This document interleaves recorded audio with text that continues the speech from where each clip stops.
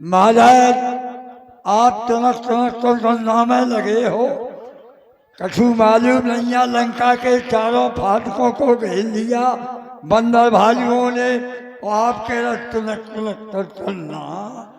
ये हम कह रहे हैं, आप नहीं कह रहे, आप ये सुन रहे, आप कह नहीं। ये तो संसार सागर है, सब लोगों को सुनना चाहिए। तनक तनक तो चलना। जीवन में हाँ शून्यता नहीं रहनी चाहिए। सही बात। हाँ, हाँ सर, जब तक दरबारियों का मनोरंजन नहीं होगा, जब तक दरबारी प्रसन्न नहीं होंगे। हाँ प्रत्येक राजा का ये धर्म है कि उसके राज्य में सदैव प्रजा को संतुष्ट रहना चाहिए। ऐसा ही है कि नहीं है? सही है। तुम लंका में संतुष्ट हो कि नहीं हो? संतोष। हाँ, लंका की स्थिति क्या है? लंका के चारों फाटकों को बंदर भाइयों ने घेर लिया है। इसके बाद युद्ध हुआ, आधी सेना भी समाप्त हो गई। आधी सेना मारी गई। हाँ, तुम आधी में थे कि पूरे में? नहीं हम आते पूरे में, लेकिन आधी चली गई। अब आज बहुत बची सेना, अब कोनो कमी है, आधी मारी गई। अच्छा, कमी नहीं हो तो चाहे जितने मर जाएं। अब आप ही समझो। नहीं नहीं, युद्ध भूमि में तुम गए थे, संग्राम हाँ। तुम्हारे सामने हुआ। हाँ। आधा कटक कपिन संघारा। आधी युद्ध सेना। भूमि में आधी सेना समाप्त तो कर दी गई, लेकिन तुम उसी सेना में थे। हाँ, तो तुम कैसे बच गए? हम बच गए, हम भीड़ में नहीं गए, बगल में खड़े थे, भग जाए। नहीं, जब पूरी सेना में से आधी मारी गई तो उसी में तो तुम थे। हम घरवाली के भाग्य से बच गए। अच्छा, और जो मारे गए? वे नहीं आते भाग्यशाली। जो मारे गए वो सौभाग्यशाली। हाँ, तुम अपने को केवल भाग्यशाली कह रहे हो, और जो युद्ध भूमि में मारे गए वो परम सौभाग्यशाली। जो योद्धा संग्राम भूमि में हंसते हंसते समाप्त हो जाता है, जनमन स्मृति के ब्रह्मांड में वो अमर हो जाता है। सरकार पर सूचना को दे तो आप हमें, हम मर जाते। एको रावण द्वितीयो नास्ति भूतो न भविष्यति। एक रावण ही संसार में ऐसा है, विश्व ने जाना है। भूत, वर्तमान और भविष्य। हाँ, ये तो सही बात। सही है कि नहीं है? हाँ। हम जो कहते हैं वो सही कहते हैं। हाँ महाराज। तो आधी सेना मारी गई। हाँ। तुम्हारे जैसे योद्धाओं के होते हुए उन तपस्वी बच्चों ने लंका के विशाल चारों फाटकों को चारों ओर से घेर लिया। आज मैं तुम्हारी वीरता को सराहता नहीं बल्कि धिक्कारता हूँ। धिक्कार तुम्हारे शस्त्रों पर, लंबे चौड़े आकारों पर, जो 10-20 बाणाओं कर जाए काम हजारों पर। आराम पसंदो आलसियों, क्यों दूध ले जाते हो अपना? ये लंका विदेशियों को देकर अस्तित्व मिटाते हो अपना। जी जान लगाकर रखना है इस जन्म भूमि के वैभव को, मुझसे भी बढ़ा चढ़ा समझो लंका नगरी के गौरव को। जाओ दरबार में पुत्रंजीत को बुलाओ। जो आज्ञा। मेघनाथ ककैया पधार रहे हैं। आइए आइए।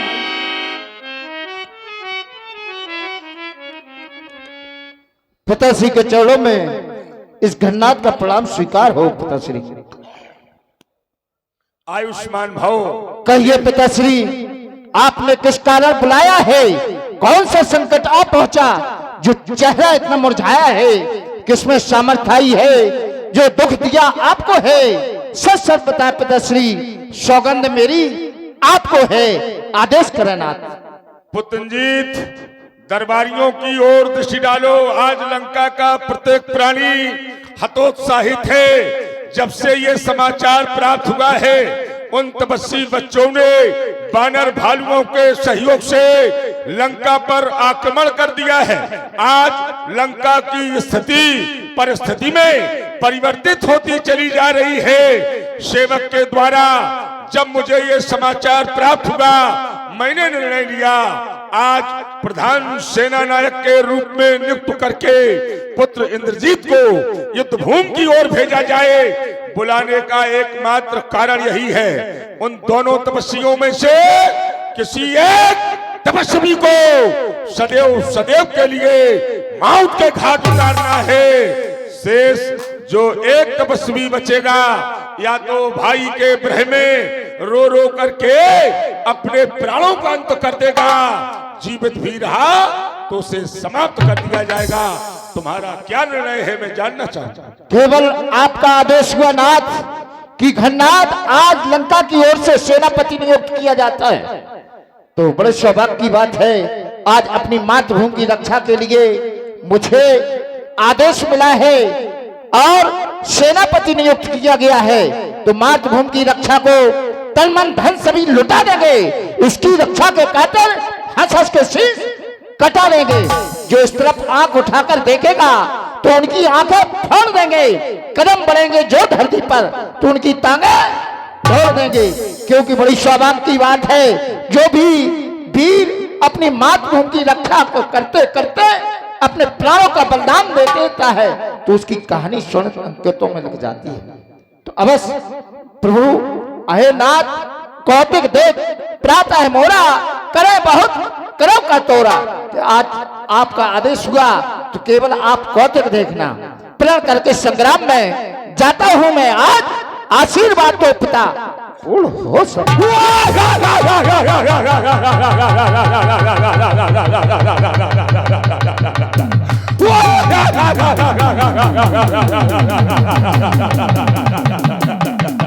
मुझे विश्वास है पुत्रजीत युद्ध भूमि में विजय श्री तुम्हें प्राप्त होगी। जो सिद्धांत तुम्हारे द्वारा पढ़ा गया कौतुक, प्रातः काल मैं तुम्हारा कौतुक स्वयं देखूंगा। जय हो। प्रस्थान करो, विजयी भव। जय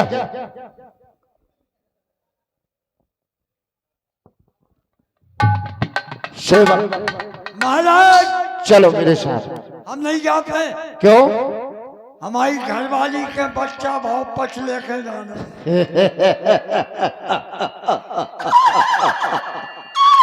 तुम्हें कहाँ जाना है? पछ लेके। देख रहे हो ये चंदास, चल रहे तुम्हें पहुंचा दूंगा। नहीं चल रहे सरकार। ठीक है, चलो।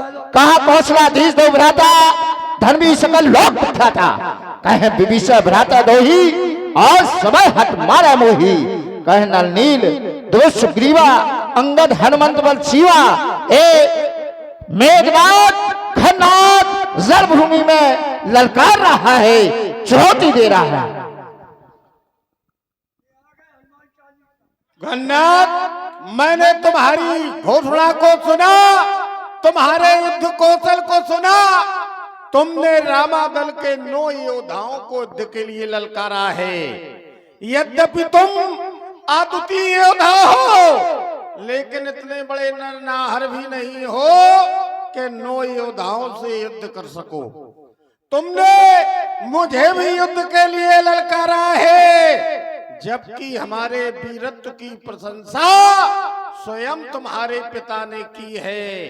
तो समझ लो तुम बुद्धिमान हो या तुम्हारे पिता बुद्धिमान है, क्योंकि तुम्हारे पिता ने कहा है कि शिल्प कर्म जाने नल नीला, पर है ये कपि महाबल शिवा। इसलिए घननाथ, अपनी वीरता की डींगे मेरे सम्मुख न मारो।